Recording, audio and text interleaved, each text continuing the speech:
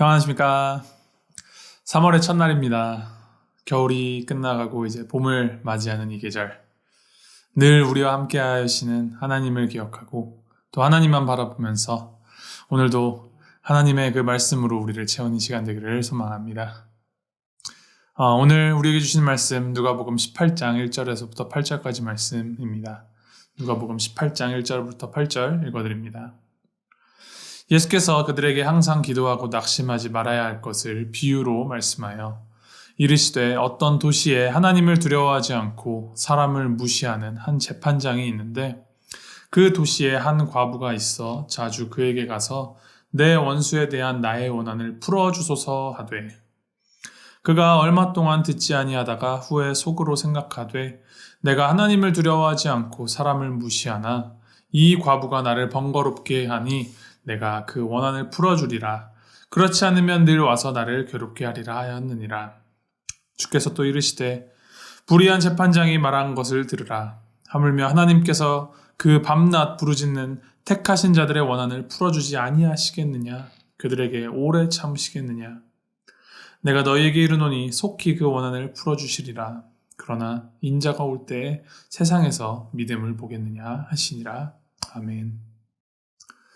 오늘 말씀은 예수님께서 분명한 가르침을 주십니다. 항상 기도하고 낙심하지 말아라. 1절에 적혀 있죠. 항상 기도하고 낙심하지 말아라. 이제 그러면서 예수님께서 비유를 말씀해 주시는데 과부와 재판장의 비유로 가르침을 주십니다. 내용은 매우 단순합니다. 하나님을 두려워하지 않고 사람을 무시하는 불의한 재판장에게 이제 한 과부가 자신의 억울함을 재판장에게 계속하여서 호소합니다. 재판장이 처음에는 이를 무시하다가 과부가 자기를 계속하여 귀찮게 하고 괴롭게 할 것 같다라는 생각이 들어서 그 과부의 호소를 들어주기로 했다라는 것이죠. 이 짧은 비유를 묵상할 때 우리가 주의해야 할 것은 이를 두고 마치 과부가 재판장에게 계속하여 끈질기게 호소하였을 때에 재판장이 그 과부의 기도를 들어주었다라고 해석하여서 그러므로 우리도 하나님에게 우리의 원하는 것을 계속하여서 쉬지 않고 기도해야 한다라는 결론을 내린다면 예수님께서 이 비유를 주신 의도를 잘못 해석하는 것입니다. 예수님께서 말씀해 주시는 이 비유의 중점은 과부가 아닙니다. 이 말은 곧 과부가 끈질기게 재판장을 귀찮을 정도로 쉬지 않고 기도하였기 때문에 불의한 재판장조차도 그녀의 기도를 들어주게 되었다는 것이 아니라는 말입니다. 우리가 하나님께 드리는 기도는 어떤 마일리지를 쌓는다거나 아니면 포인트를 쌓는 것처럼 쌓이고 쌓여서 일정 수준을 채웠을 때 하나님께서 우리의 기도를 들어주시는 것이 아닙니다. 이 비유의 진짜 중심 포인트는 7절에 적혀 있는데 하물며 하나님께서 그 밤낮 부르짖는 택하신 자들의 원한을 풀어주지 아니하시겠느냐. 그들에게 오래 참으시겠느냐. 불의한 재판장조차도 밤낮 부르짖는 그 택하신 자들의 원한을 풀어주는데 이 불의한 재판장과 비교도 할 수 없을 만큼 의로우시고 후히 주시는 하나님께서 어찌 기도를 안 들어주시겠느냐라는 말씀이죠. 그렇습니다. 하나님은 사랑이 풍성하시고 은혜가 한이 없으신 후히 주시는 하나님이십니다. 얼마 전 묵상하였던 누가복음 15장의 탕자의 비유 다 아시죠? 팀 켈러 목사님이 이 탕자의 비유에 대해서 설명하는 책을 쓰셨는데 제목이 탕부 하나님입니다. 이 탕자라는 단어를 이제 우리말로는 방탕한 아들, 행실이 바르지 못하고 철이 없는 그런 망나니 같은 아들이라는 뉘앙스로 받아들여져서 이 아들이 아버지의 유산을 이제 뜯어내어서 집을 나간 모습을 두고 이 방탕한 불효자식. 그래서 방탕하다, 이 탕자라는 의미로 받아들이게 되는 게 큰 것 같은데 사실 이 탕자라는 단어가 이제 영어로는 prodigal이라는 단어를 사용하는데 이 prodigal이라는 단어의 뜻은 낭비가 심한이라는 뜻입니다. 팀 켈러 목사님은 이 prodigal이라는 단어를 이제 아버지 하나님에게 써서 탕부 하나님이다라고 지칭하였습니다.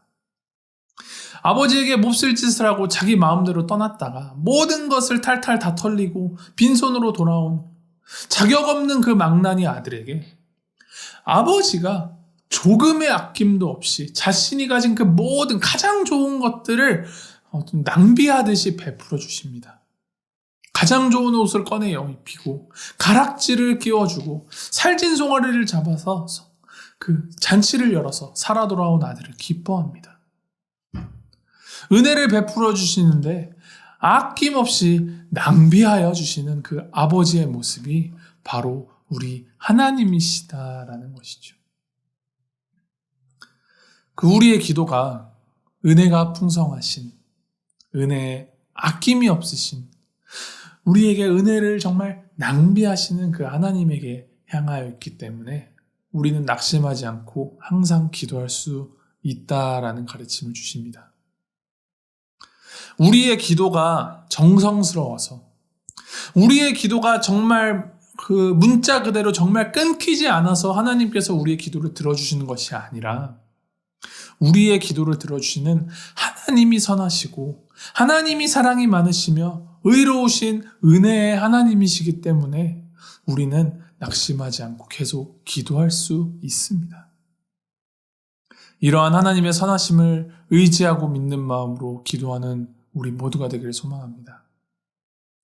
우리에게 가장 좋은 것으로, 가장 합당한 것으로 주시는 그 하나님을 의지하며 기도하시길 바랍니다.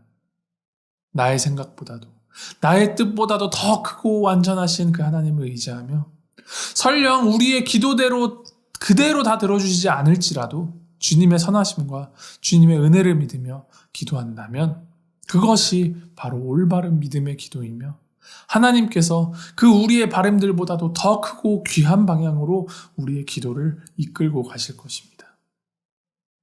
우리가 기도하면서도 낙심하는 것은 나의 기도가 이루어지는 것이 가장 중요하고 이 나의 기도의 어떠함에 따라 하나님이 움직이시는 분이시다라는 그러한 나 중심의 잘못된 모습의 기도에 대한 생각 때문입니다. 내가 아닌 우리 하나님의 선하심을 전적으로 믿으며 기도할 때 우리는 우리의 기도대로 이루어지고 안 이루어지고에 상관이 없이 낙심하지 않을 수 있습니다. 이를 늘 기억하면서 세상 무엇보다 크고 강하신 사랑이 많으시고 은혜로우신 우리 아버지 하나님을 의지하며 항상 기도하는 우리 모두가 되기를 주님의 이름으로 소망하고 축복합니다. 우리 함께 기도하시겠습니다. 하나님 아버지, 상한 갈 때도 꺾지 않으시고 꺼져가는 등불도 끄지 않으시는 인자하시고 선하신 하나님이 우리의 기도를 들어주시는 분이심에 감사드립니다. 하나님, 우리의 기도가 나 중심의 기도가 되지 않게 하여 주시옵소서. 내가 드리는 기도의 정성이나 기도의 횟수로 하나님이 움직이신다라는 착각을 우리가 다 벗어버리고 온전히 하나님을 의지하는 마음으로 우리 가운데 가장 선하게 역사하신 하나님을 믿으며 우리의 모든 것을 주님께 항상 아뢰어 기도하는 우리가 되도록 주님 인도하여 주시옵소서. 우리의 기도를 통하여 우리가 더욱더 하나님의 마음을 알아가게 하시고 하나님을 닮아가게 하여 주시고 낙심하지 않고 우리를 통하여 이루신 하나님의 뜻을 우리가 매일매일 성실하게 이루어가는 주님의 믿음의 제자들이 되도록 주님 우리와 함께하여 주시고 우리를 인도하여 주시옵소서. 예수 그리스도 이름으로 기도하였습니다. 아멘.